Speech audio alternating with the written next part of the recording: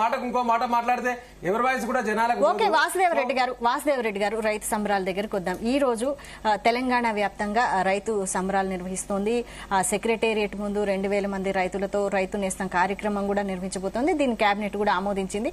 దీనిపై మీరేమంటారు? ఈ సంబరాలపై ఒకటే స్టేట్ కు వచ్చిన కాంగ్రెస్ నాయకులను ఈ రాష్ట్ర ముఖ్యమంత్రి గారిని ప్రశ్నించదలుచుకుంది. ఏంది అంటే, ఎప్పుడు లేని ప్రేమ ఒకటేసారి ఎందుకు వచ్చింది ఈ ప్రభుత్వానికి? పంచాయతీ ఎన్నికలకు ఎర్రజూపుతాంది రైతు బంధును, రైతు భరోసాను. నేను రమేష్ గారు ఒకటే సార్, నేను మాట్లాడిన తర్వాత మీరు మాట్లాడండి, మీకు కూడా టైం ఇస్తారు మేడం, మాట్లాడండి. నేనేమంటున్నానంటే, నేను ఆధారాలతో సహా చెప్తా ఉన్నాడు. ఇది ఒకసారి క్లోజ్ చేయండి, క్లోజ్ గా చూపించండి. మీరు ఒక్కొక్క రైతుకు 4 ఎకరాలు ఉన్న రైతుకు బాకీ పడ్డది కాంగ్రెస్ ఒక్కొక్క రైతుకు 28,400 రూపాయలు. 4 ఎకరాలు ఉన్న రైతుకు 1,00,000 రూపాయలు బాకీ పడ్డారు. మీరు ఇచ్చిన హామీ ఏంది, చేస్తున్నది అమలేంది? మీరు ఏం చెప్పిర్రు ఆనాడు ఎన్నికల మేనిఫెస్టోలో? ఏం చెప్పిండ్రు మీరు? గతంలో కేసీఆర్ గారు 10,000 ముష్టేసిండు, మేము 15,000 ఇస్తాం అధికారంలోకి రాగా చెప్పారు కదా. మరి ఆ 15,000 ఎకరానికి 2 పంటలకు 15,000 ఇస్తున్నారా? మళ్ళీ ఏమన్నారు? పైసల్లో కాబట్టి 12,000 ఇస్తా అన్నారు. పోనీ ఆ 12,000 అయినా ప్రతి పంటకు వేసవికి వానాకాలానికి ఇచ్చిర్రా అంటే మధ్య 2 పంటలకు ఎగ్గొట్టిండ్రు. 23, 24లో రబీలో రైతులకు ఇవ్వాల్సింది 30,000 అయితే 20,000 ఇచ్చారు, 10,000 బాకీ పడ్డది. 24, 25లో రైతులకు ఇవ్వాల్సింది రబీలో 24, 25లో 30,000 అయితే ₹1 ఇవ్వలేదు. మొన్న 24 వానాకాలంలో 30,000 ఎగ్గొట్టిండ్రు. ఇప్పుడు వానాకాలంలో నేను ఏమంటున్నానంటే, మొన్న మీరు ఇచ్చింది ఎంత అండి? మొన్న వేసవి కాలంలో మీరు ఇచ్చింది ఎంత? 8,000 కోట్లు, దాదాపు 7,000 కోట్లకు 4,000 కోట్లు రిలీజ్ చేసిండ్రు. అది కూడా 3 ఎకరాలు 4 ఎకరాల లోపు వరకే ఇచ్చిండ్రు. ఇప్పుడు మళ్ళీ పంచాయతీ ఎన్నికలు ఉన్నాయి కాబట్టి, రమేష్ గారు ఒకటి స్టేట్కి వచ్చాను నేను చెప్పినాక మీరు చెప్పండి. ఇప్పుడు పంచాయతీ ఎన్నికలు ఉన్నాయి కాబట్టి, ఈ పంచాయతీ ఎన్నికల్లో మీకు ఓట్లు దండుకోవాలి కాబట్టి దీంట్లో ఏం చేసిండ్రు? మీరు అలాంటి శుద్ధ పూసలకి ఏం చెప్పిండ్రు?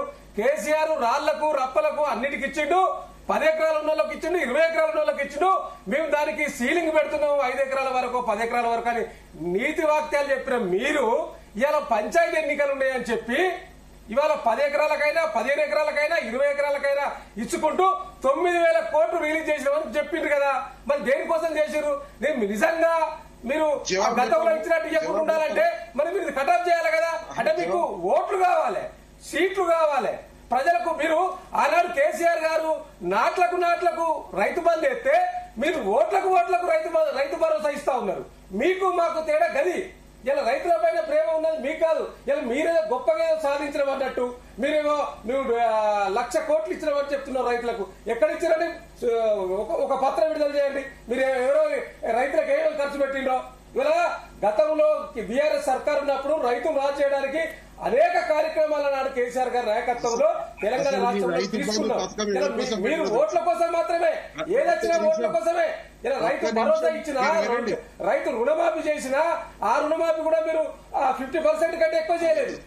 ఏం చేసిందని మీరు అదే రైతు వేదికలు విమర్శించారు కదా. అదే రైతు వేదికలలో మీరు సంబరాలు చేస్తా ఉన్నారు. కాబట్టి మీరు ఓట్ల కోసం చేస్తా ఉన్నారు తప్పితే రైతుల పట్ల మీకు ఏమాత్రం ప్రేమ లేదు. ఒకటి.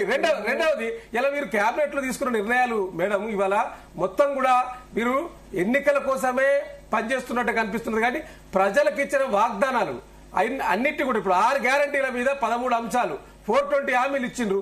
మరి నేను 420 హామీల గురించి ఇప్పుడు మాట్లాడతలేను. 6 గ్యారంటీల మీద 13 అంశాలు ఇచ్చిండ్రు. ఆ 13 అంశాలు మీరు ఇప్పటి వరకు ఎన్ని నెరవేర్చిండ్రు? ఎంత పూర్తి స్థాయిలో అమలైంది? ఇదంతా కూడా ప్రజల్లో చర్చ లేదా? ఇవాళ మీరు చేస్తా ఉన్నదంతా కూడా మీరు ఏదో అప్పులు చేస్తా ఉన్నారు అన్నారు. మీరు తెలంగాణ 20 దాదాపు 19 నెలలు అవుతుంది అధికారంలోకి వచ్చి. ఈ అధికారంలోకి వచ్చినాక తెలంగాణ సంపదను పెంచడానికి ఎలాంటి కార్యాచరణ తీసుకున్నారు మీరు? ఇప్పటి వరకు ఏం లేదు. నిల్లు కార్యాచరణ ఎక్కడున్నది? ఏ కార్యాచరణ లేదు.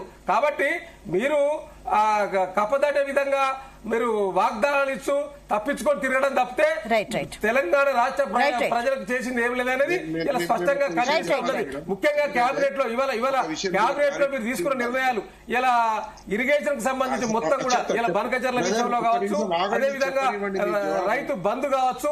నిన్న దాదాపు 5 గంటల కేబినెట్ సమావేశంలో ఇలా తెలంగాణ రాష్ట్రానికి సంబంధించిన నీటి హక్కుల విషయంలో ఇలా రేవంత్ రెడ్డి గారు పక్క రాష్ట్ర ముఖ్యమంత్రి గారు ఏది మాట్లాడితే అదే ఇలా మంత్రులతో మాట్లాడిచ్చిండు తప్పితే అక్కడ చేసింది ఏం లేదు. ఇలా దాని గురించి మాట్లాడదాం ఇలా. నెక్స్ట్